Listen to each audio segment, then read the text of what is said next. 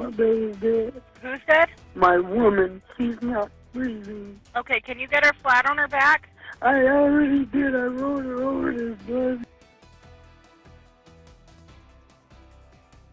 A sobbing 911 call for help from an Akron man who says he found his girlfriend on the floor and not breathing.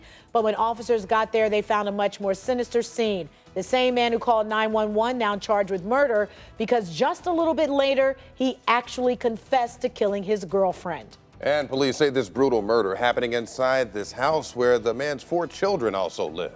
News 5's Bob Jones live in Akron, and Bob found the suspect is no stranger to crimes against women. The 911 call 8:30 Thursday night from this home in the 600 block of Chittenden Avenue in Akron. My baby's dead. Who's dead? My baby. Police say the sobbing caller was 36-year-old Ricardo Marshall, and the unresponsive woman on the first floor, his 40-year-old girlfriend, Kathy Landino. Are you willing to do CPR?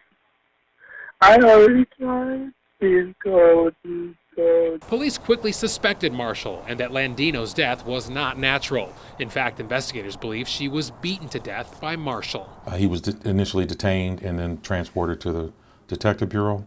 He was interviewed and he later admitted to causing her death, committing the murder. Adding to the already disturbing case, police say they found Marshall's 4 kids, ages 11 to 18, in the home. The children now in the care of Summit County Children's Services. Not good. All these kids around here, the kids was in the house. It's not good. Neighbor Connie Morrison stunned that Landino is gone. She was very friendly.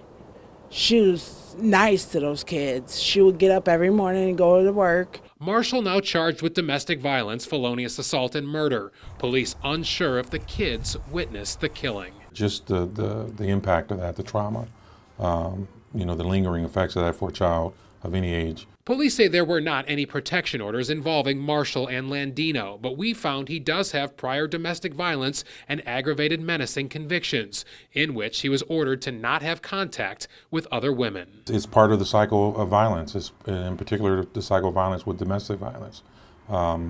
It's always a risk for it to escalate to something like this.